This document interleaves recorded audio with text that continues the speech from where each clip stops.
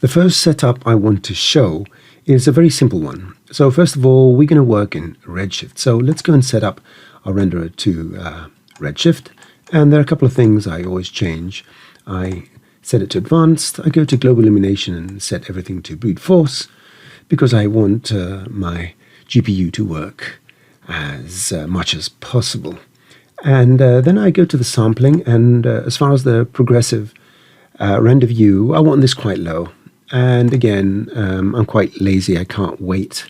I'm impatient, so 0.1 will do. And if I need to crank it up later on, I can do that. Now, by definition, we have the color set to the default here. I'm going to leave it as it is for now. If I need to change it, I can go later on and change it. Now, if for any reason you want these settings to become your default ones whenever you make a new scene, all you have to do is set up a project like this and then go and save it as, go and say save project as, go to the appropriate application folder where Cinema 4D is installed, and just go and call this new.c4d. And if you save this, it may tell you that you don't have privileges.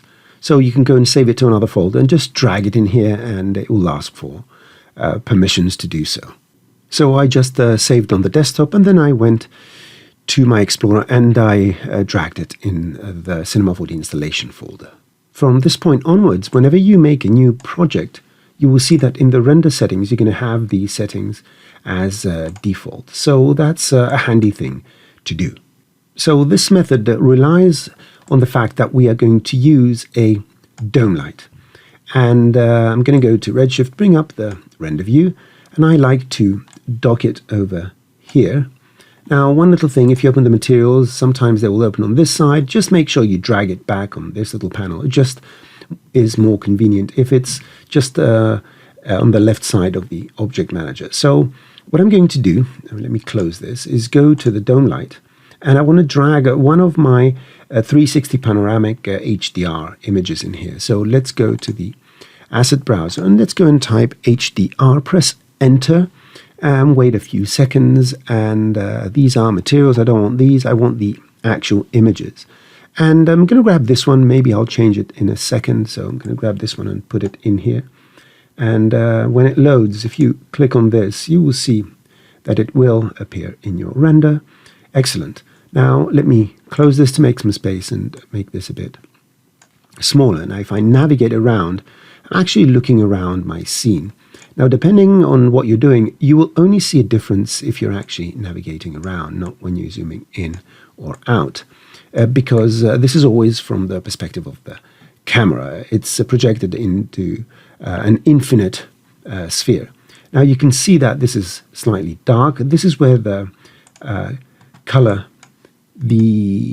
management comes in. So I'm going to revert to the old school because I don't want to do any particular color managing. This is sRGB and so forth. So the way to do that is you go to your globals and you go down here and you say that the working space is Rec 709 sRGB and this is untone mapped. And this will just revert to what you would see before the Open Color I/O and ACES was introduced into Cinema 4D and Redshift. So let me close this. So what I'm going to do now is I'm going to add an object, a very simple sphere for this case, and we will see it appear here in the middle. I'm going to go and increase the subdivisions so it's nice and smooth. But you can see it's just floating in space. So we need some way for this sphere to cast some shadows or something like that.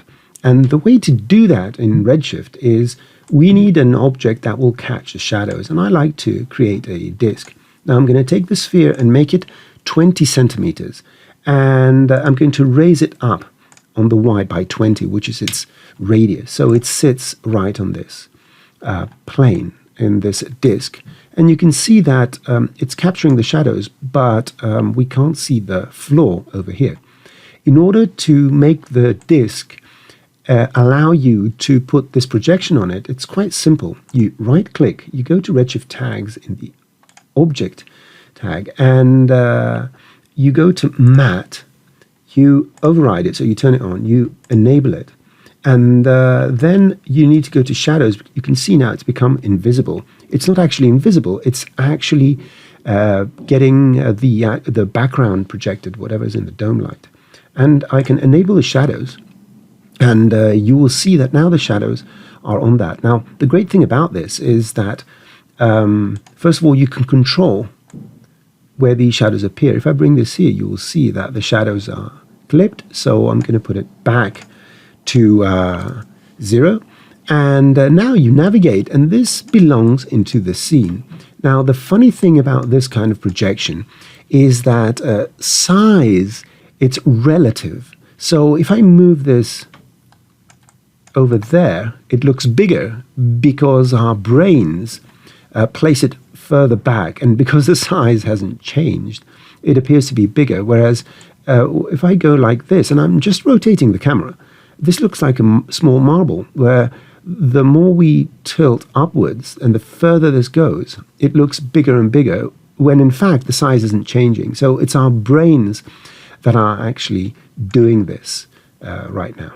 Excellent. So let's take a look at something else now. So how exactly we can use this to its full potential. Now I'm just going to go and put it here, and I want to be able to see these shadows over here. And we can see that there is a sun that is causing these shadows appear. Now, of course, because we are lighting the scene using an HDR, we're getting a good portion of these shadows in the correct direction. But what if I wanted to create a scene where I just wanted to estimate the actual sunlight? Then we need to find out where the sunlight is coming from. So to do the light estimation, what I'm going to do is go and add a camera. And I'm going to turn off the sphere and the disk. I don't want any objects in my scene. I'm going to take my camera, look through it, and I'm going to go and set everything, the position actually, to 0. Now I'm sitting in the middle of my world, as you can see here. And what I'm going to do is change the way I'm navigating the camera. In the camera's menu navigation, I'm going to set it to camera mode. And this will allow us, when we navigate, to pan around. As you can see, we're just panning around from that center. Okay, so let's go and find where the sun is. I'm going to look and find the sun. There we go. And we go towards the brighter spot. And I can always go to the dome light and dim it down a bit. So I can go to the exposure. And this will reveal, because it's a high dynamic range image, it will reveal where the sun is. And all I have to do is slowly navigate until this is pretty much in the center of my render. So now what's happening, if I go outside this camera, the camera is actually looking at, and I can set this to the actual camera, this camera is looking directly at the sun. So if I take this camera and add a light, so let's go to Redshift and get a light, and I'm going to get some sort of infinite light. I'm going to put it under the camera, and I'm going to go and zero out the rotations. There you go, I'm just right-clicking here. And I don't need the camera anymore, I can get rid of it. I'm going to create a new camera later on. And if you take this light, which is pointing towards the sun, press R for rotation and rotate it 180 degrees, now it's actually pointing in the correct direction. So I can turn off this light, and this has the shadow catcher, and I'm going to remove it from here and just turn this off. So the shadow itself now is coming from where the sun is. So let me delete this disk, let me turn this on, let me turn on the dome light, and let's make sure that this is reset to default. And now I can go and control how the dome light and the infinite light affect our rendered image. If you touch the exposure, as you saw earlier, you're going to get a darker image over here. So if you make it more bright, it will be lighter.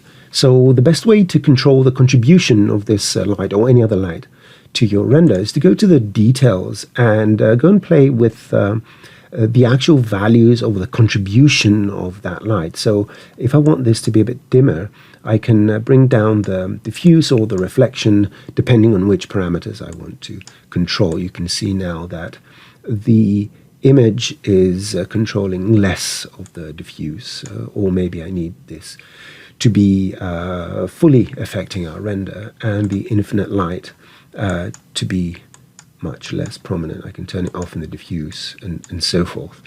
So there's quite a bit of control when you do this, and you can add a bit more complex things. Let's add some text here, and let's go and make it smaller. I pressed T, and let's move this a bit and bring it here, and there you go, and you can create your nice little materials. Now, talking about materials, let's quickly add a redshift material here. Create redshift material, and I'm going to drag it on the sphere. And actually what I'd like to do is go and get a car paint material and replace it. So you can see that it looks really beautiful, and I can click here just to get a nice quick render of what's going on. So this is the base level integration of CG objects into a 360 panorama. Let's continue with something a bit more interesting now. We're going to do some camera tracking. Let's close this document over here, and I'm going to turn this off, and I'm not going to be using this. I'm just going to go to my startup default layout. Now, if we go to the render settings, you'll see that we still have redshift and all that, because this new file that was generated was based upon that new .c4d file. So I'm saving myself a few clicks. Now, I'm going to do some camera tracking of some footage I shot a while ago. So go to the track layout, although you don't really have to do that, but I'm going to go there. And it's very easy. Double click to create a motion tracker object. So double click. There you go. And let's go to the footage, and let's load the footage I have. So click here and go and select it. So this is a JPEG sequence. I actually shot this on a Canon D5, I think, something like that. And that was quite a few years ago. I think I shot this in 2014. So let me just double click, and it will load the footage. There you go. I always set the resampling to 100%. And this is not very high resolution. It's 1280 by 720. And it's an office I used to share with a friend. He owned it, and I was just an annoying guest. And he had a really beautiful Italian motorcycle that always broke down, but it was beautiful. So what I did over here, I was holding the camera in my hand, and I added these trackers here because I'm going to use them to set some of the axes and all that nice stuff. So again, just to make sure that everything works properly, I'm going to go to my render settings, and I'm going to go to my globals and just set this again to my classic workspace and set this on tone map. Good. So we can see this color when we render. Now, let's go and do an automatic track, and there is a full tutorial on Cineversity about camera and object tracking. So go and look it up. I think it's 20 or 21 videos. It is with the older interface, but all the elements concerned are still valid. So this is how we do an automatic track. We can just go and say 2D tracking, and we're going to do auto track. Now, I could always go and automatically track the whole thing, track the features, and then do the camera track. If you go to the tracker menu here, you can do a full solve. But what I'm going to do, first I want to automatically track whatever the tracker is going to do. And then I'm going to do some supervised tracking, and I'm going to track these 4 here, these 2 here, and maybe another couple of others, just because these have been strategically put in place so I can get some measurements. So let's begin by just going to auto track. I'm just my animation is at the first frame. It's from frame 1 to 401. And let's just auto track. It's going to load all the images, and because they're relatively low resolution, it's going to happen in a few seconds. Now, I'm not going to fast forward this because you will see that for this resolution of footage and for this number of frames, it doesn't take that long to track automatically. I think within the next 5 seconds, 4, 3, 2, 1, 0.75, 0.5, 0.3. See, I was quite accurate. So this is my automatic feature tracking. And what I always like to do is go to the 3D Solve and lock the solved data. I don't want this to change in any way. Now I'm going to go into the next phase, which is go to the 2D tracking and go to manual tracking. And there are no manual trackers here.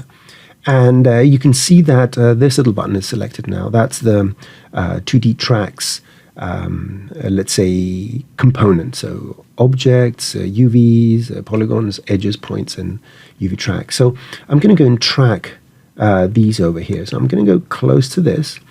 And here we have the track view. It exists in the tracker layout, or you go here and you find the track view. Anyway, somewhere over there. And if you turn on the tracker view, this will show you here. So let me go, first of all, let's add a tracker. At the first frame, frame 1, I'm going to press Control or Command on the Mac, and I'm going to create a tracker. And this tracker is based on luminance. So if I turn it to tracker view, you will see that the feature is not very contrasty. So what I'm going to do here is with the tracker, with the feature selected, the track selected, I'm going to untwirl the color filter, and instead of luminance, I'm going to do a test and see if enhanced red gives me a better contrast, or enhanced green, or enhanced blue. And there you go. I get a quite good contrast here, and you can play around with these values to see at which point the contrast is good enough, because this is what the tracker is based on, and it's contrast. So it's going to record this like a little camera and going to start comparing it frame by frame. And all you have to do is just click on this button, and it will track forwards, and it gives you some information down here. That was quite quick. Now, this will stay locked. So when I start scrubbing, you will see that the tracker remains in position. But if you lose it at some point, and I've got my fingers on the G, which goes forward a frame, and the F, which goes backwards a frame, I'm going to find the last frame where the feature is recorded, and just go and right-click here and insert a key in track position. And this is going to calculate further on, because the shape from this frame to that frame changed quite significantly. So we're giving it another snapshot. So we're going to move. You can see that's not going badly. There you go. And now we reach the edge where it's going to disappear. So one frame before it disappears, or two, just go here, right-click, and say Trim Track. So it's going to ignore that from that point onward. So let's go and rewind again, and let's go and navigate to another one.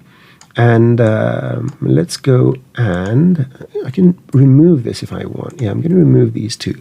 And I'm going to Control-click here, make it slightly bigger, put it pretty much in the middle, and track this as well. So it only takes a couple of seconds. I'm going to scrub and scrub and scrub and scrub and see where we lose it. Oh, there you go. So it managed to track the whole thing in a fraction of a second.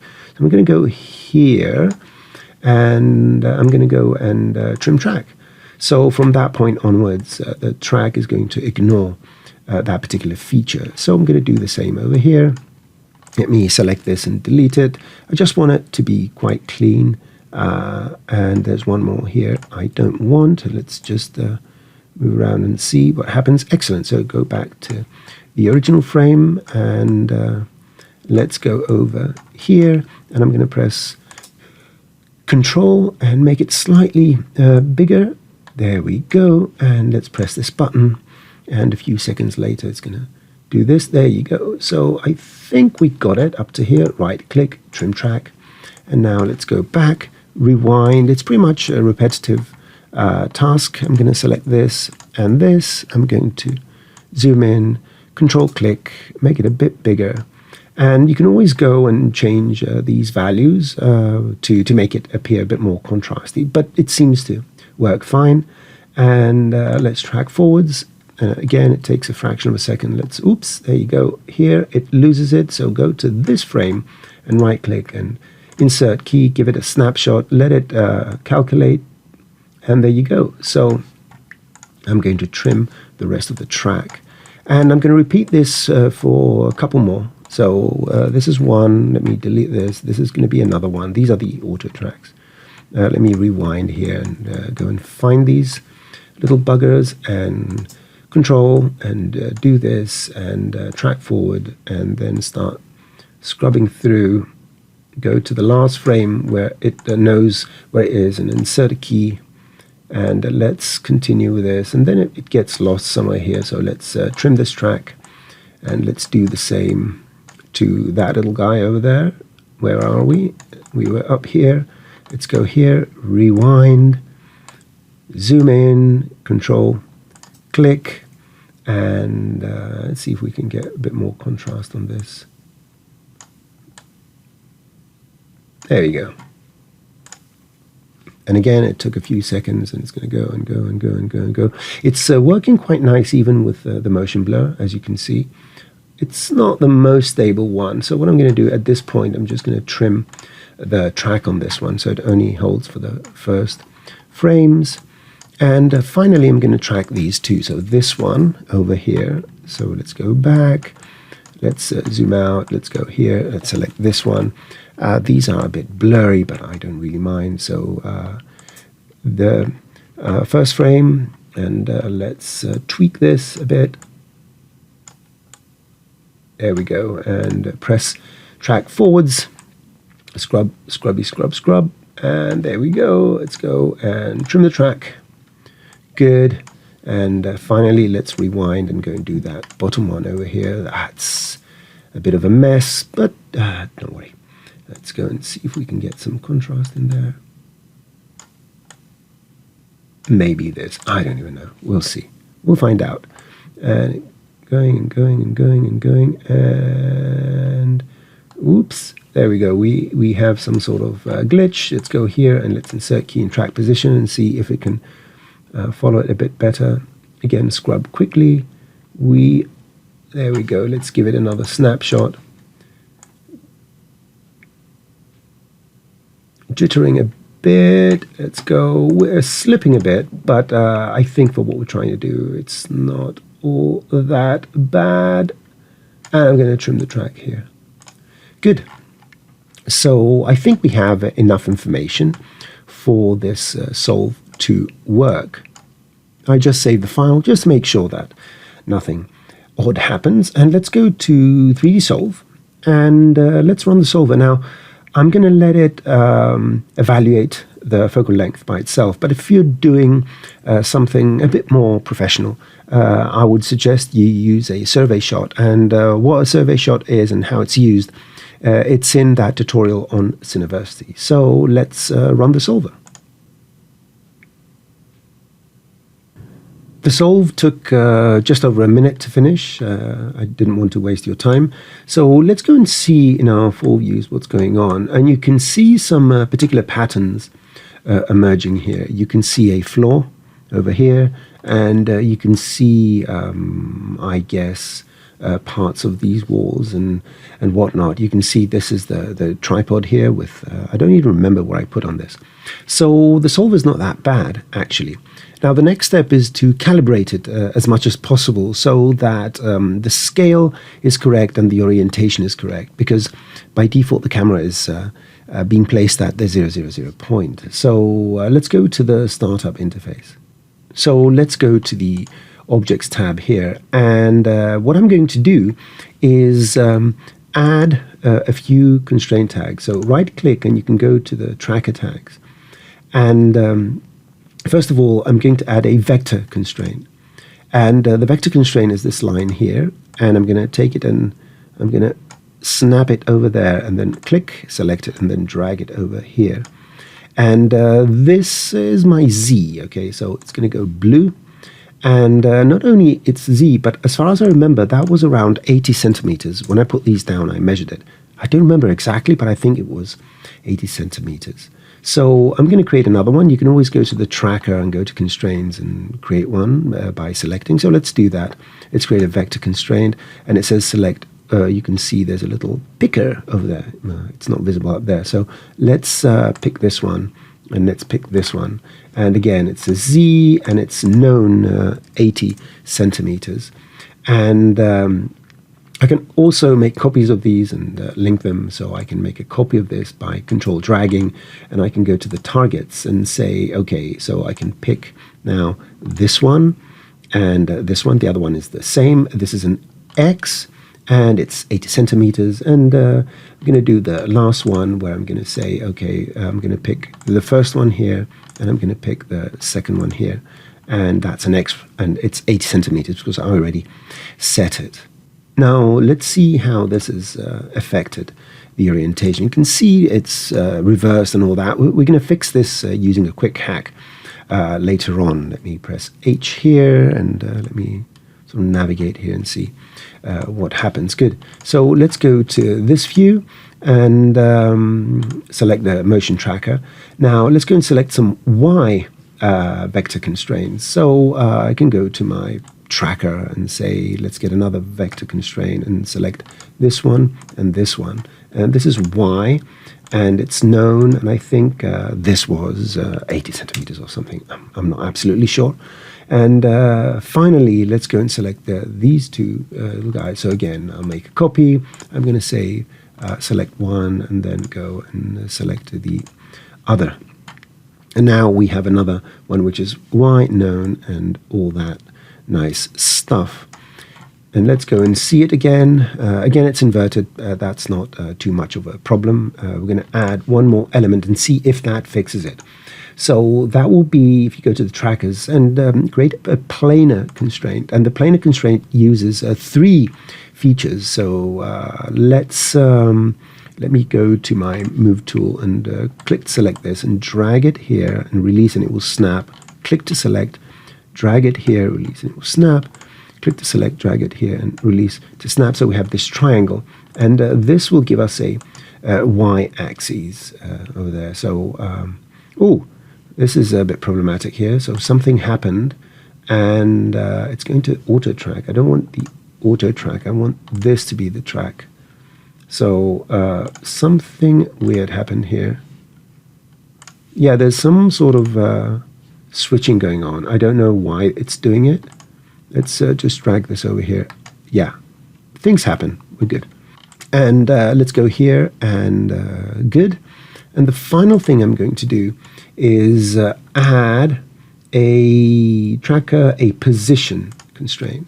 And this position, this little dot here with the orange circle, will give us the 0, point of that particular feature. Now you can see that this is inverted here, and we can do with some better calibration. The features are a bit off here. You can see they're not pointing towards the Y, and maybe just maybe this one over here on the, let's find it. Which one is it? That one over here. Maybe that one is causing some trouble for us, because it appears that it wasn't that good of a track.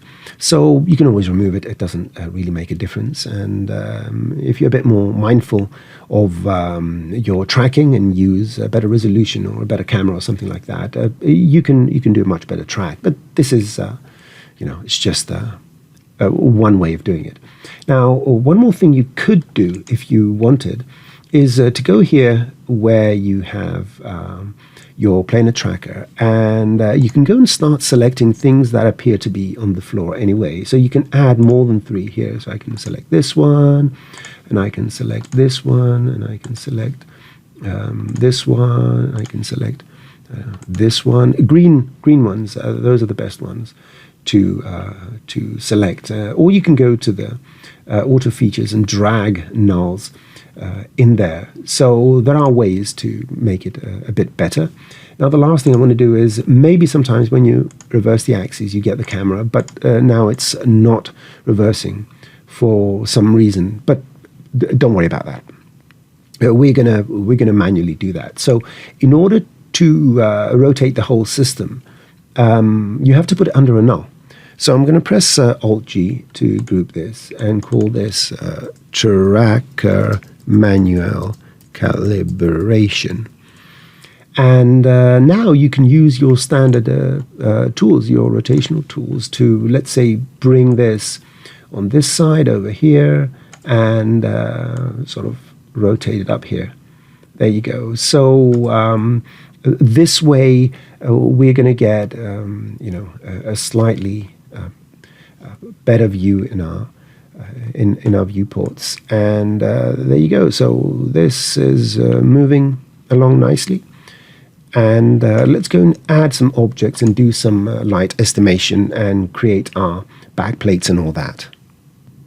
Before we do something, you may observe that the horizon actually is quite accurate. Look at the floor. So the camera was sort of moving from side to side. And if your floor plane is aligned with the horizon, that means that you're doing a pretty decent job tracking this, which is all nice and cool. So let's go and add some elements here. I'm going to start with a sphere.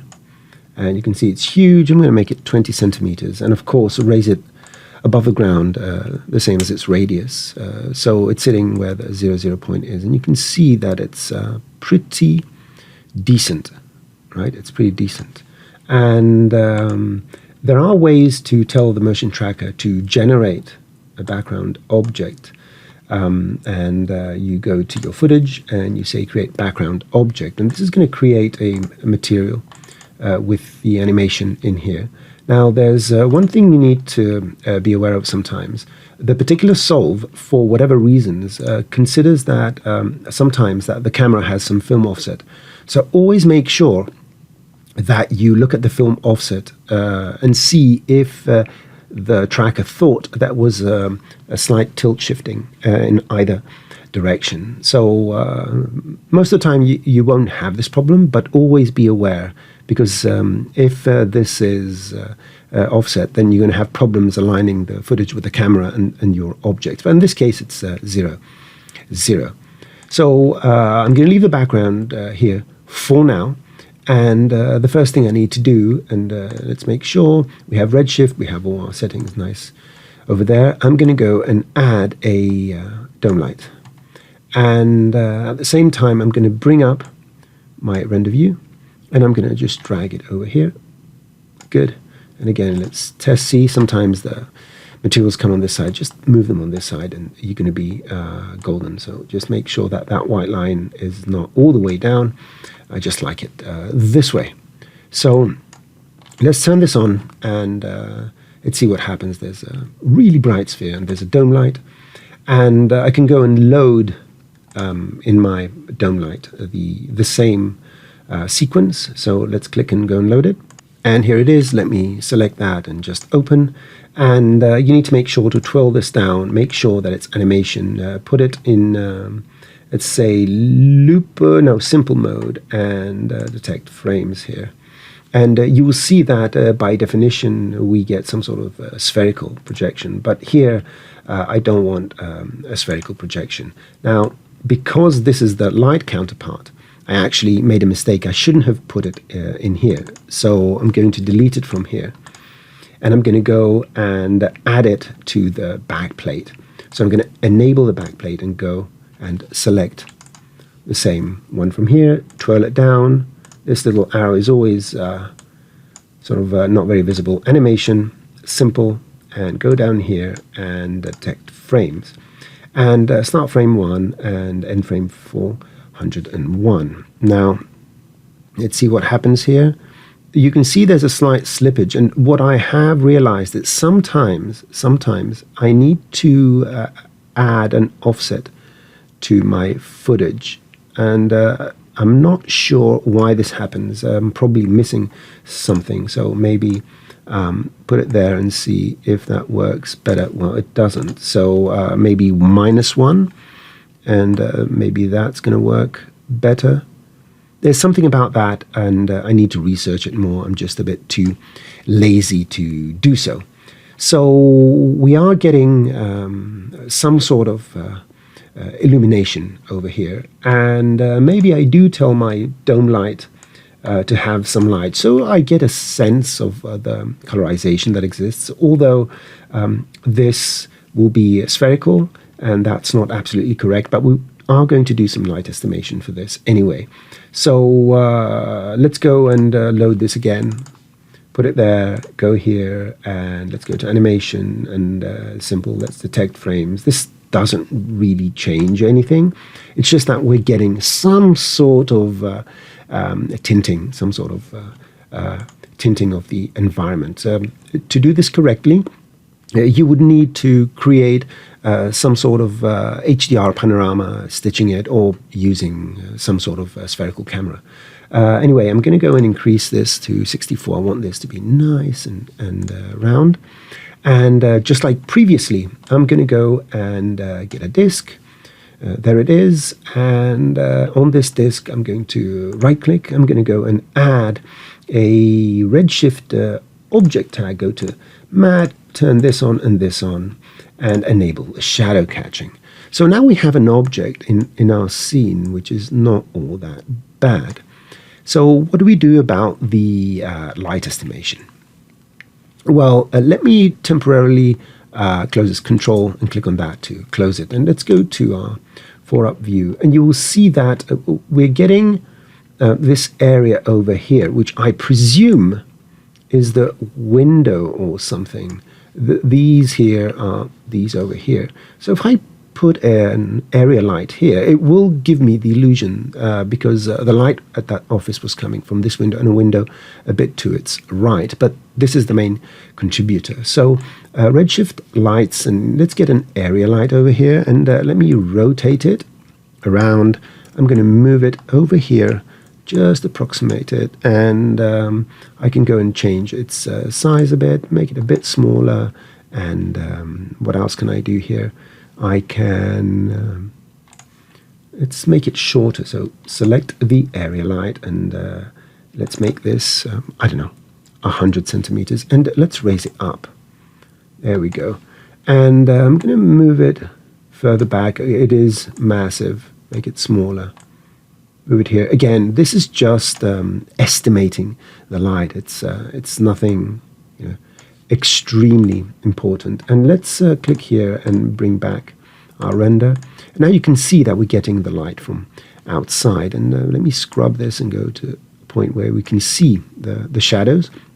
And by using the amount of diffusion we have in the shadows, we can make maybe the light taller. Maybe the light is actually 1.5 meters, 150. No, that's width. So let's go 100 by 150 and raise it up and play around with the intensity just to make sure, and the exposure, depending on what you prefer to do, to make it seem that the light is coming. And again, look at the shadows and compare them to other things, and if visually they match, you're in good standing. So yeah, we've tracked the scene, we've placed the object, and now for the fun bit, let's add something that actually has animation here. So here we have the usual dancing buddy that does the very well-known dance. There he is, having a lot of fun. And what I'm going to do is copy this gentleman, and let's go over here and paste him.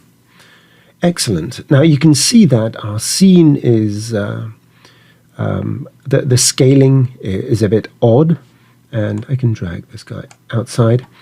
But that's not a problem. I can either go and change the estimation of these distances. And let's see how that's going to work, or if it's going to work at all. I'm going to set this to 120, set this to 120. I think that I can make this even bigger, because the bigger these are, the smaller our scene is. Anyway, so there we have a friendly little dancer here, and that's not at all bad. Now, let's make sure that the shadows are not clipped.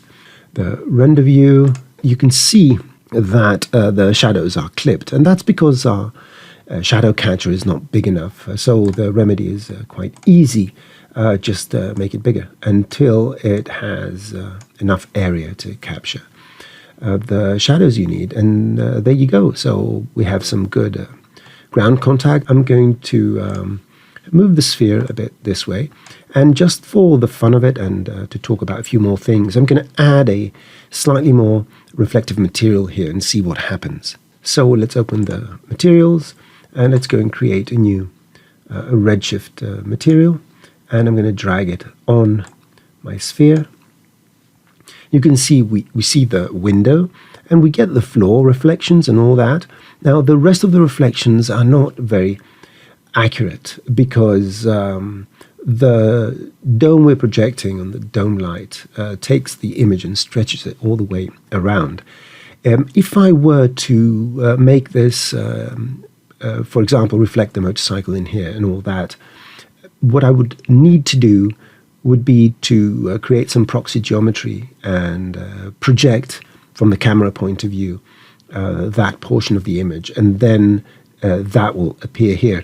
But that's another level of difficulty, so we're not going to deal with it in this presentation. But if there's enough interest, we can make a series of tutorials on this if it interests enough people. That's pretty much it. We can move our good gentleman here anywhere we want, and maybe further back a bit. And the camera is going to go right by him while he's dancing. Yeah, and we can add some depth of field and get a nice little render. In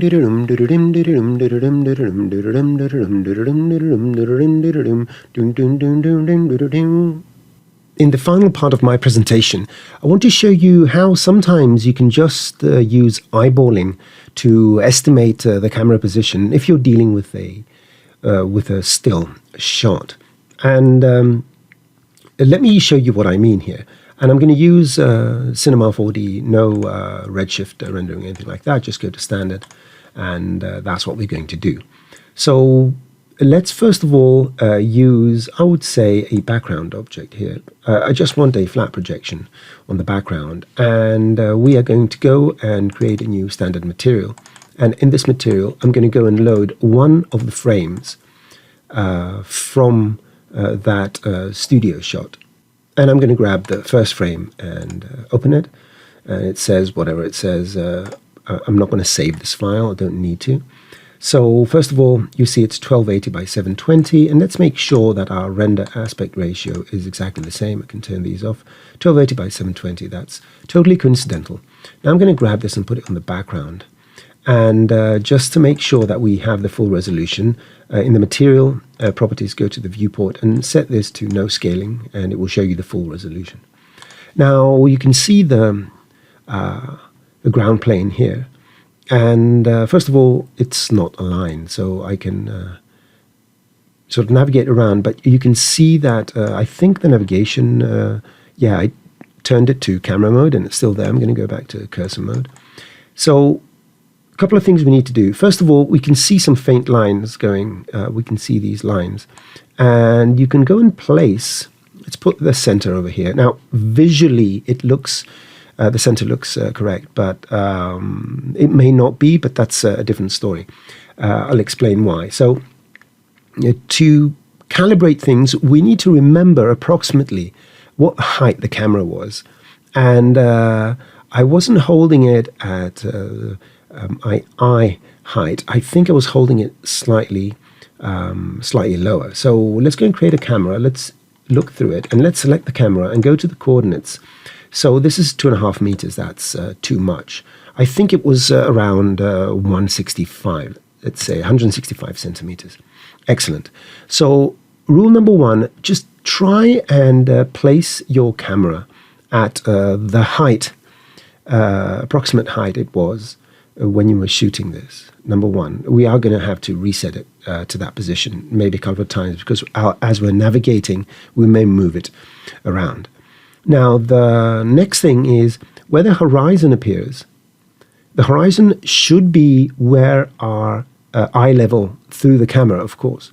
So I would assume that we are viewing this, we're a bit higher. So this lamp here, I think 165 would be slightly above it. That's about 1.5 meters. So this allows you to estimate the incline. Now, the other thing you need to remember is that the horizon needs to align with the floor. So in this particular case, we may need to find which axis, not this one. It's always the third one, right? Remember that. There you go. I just need to align the horizon, and I can go here and use my up and down arrows to fine tune it. Don't worry if it's not very accurate, but now the horizon is aligned over here. Then I need to sort of look up so that our eye is a bit higher than this light, and the lines are parallel. Now, the perspective estimation, which is basically what focal length we have. So if I increase the focal length, you can see that we get more parallel lines. And that's when you use a zoom lens, you have less perspective. And the opposite happens. And these are concepts you sort of need to remember when you're doing something like this. You can see now the vanishing point seems ever so slightly extreme or not. So maybe this was actually shot with a 15mm lens. And again, in order to estimate this, you need to see how steep the lines that go towards the vanishing point. And you can look at the parquet here, the wood planks, how they sort of move in. And you need to make sure that your world grid has a relative, the direction is pretty much the same. So again, you can see here that our horizon has fallen quite a bit, and I'm going to pull these lines. Yeah, this is definitely not a 15mm lens, so I can go and raise it. Let's try 20 and see what happens here. I'm going to bring my 0 point again here, and I need to raise this up a bit, and you need to make sure that these lines here and this line here follows the grain of the wood. And actually, this doesn't look that bad. I assume my friend that owns a studio had his carpet nicely placed. That sort of looks quite correct. So yeah, maybe the lens was, I don't know, it was a zoom lens and I just randomly zoomed. But the larger this number becomes, the less perspective you get. So that's the eyeballing method of making this happen. And again, it doesn't need to be extremely accurate. I think these lines here and this one here are not that bad. Now, I think I'm going to settle here. Just let's make sure that our camera, again, it's 4 meters, so 165. There we go. I just brought it down, but the horizon stays where it is and the lines stay where it is. And I would assume that this is not the worst placement. So again, we can test it because the grid here has very specific. It's got 5 meter grid spacing lines, all right? And we can go and change that, but I prefer to go and use a plane. I turn on my gauge shading lines, and you can see we've lost our 0 point because I navigated a bit. So you can go to your 4 view and find a place where you can see the camera and switch it to world mode and select the camera and sort of move it forward until that little point there. I'm going to turn off the plane. This little point aligns pretty much with that point there because I want that to be the 0 point, so where the axis is going to appear. Just by moving the camera to the front, retain its height. And again, because a projection always visualizes from the camera, it doesn't make a huge difference. I'm just going to move it this way, and here's our 0 point. Let's activate our plane. And what you could do now is project the same material on the plane using a frontal projection here. And the projections use frontal, and you can judge if these lines are nice and parallel, which when I say parallel, they align with whatever your reference lines are from the image. And make sure, if I go and render this, you will see we get a luminance discrepancy here. That's because this material is placed in the color channel, which means that depending on the light source, it will be more or less illuminated. So I can render this and you'll see more illumination here, less illumination here. So in order to avoid that problem, you need to make sure that the plane, using right-click and going to the render tags in the compositing tag, you set it to a compositing background tag. And this will allow you during render time to retain the luminance of the original image as if you put it in the luminance channel, but at the same time catch shadows.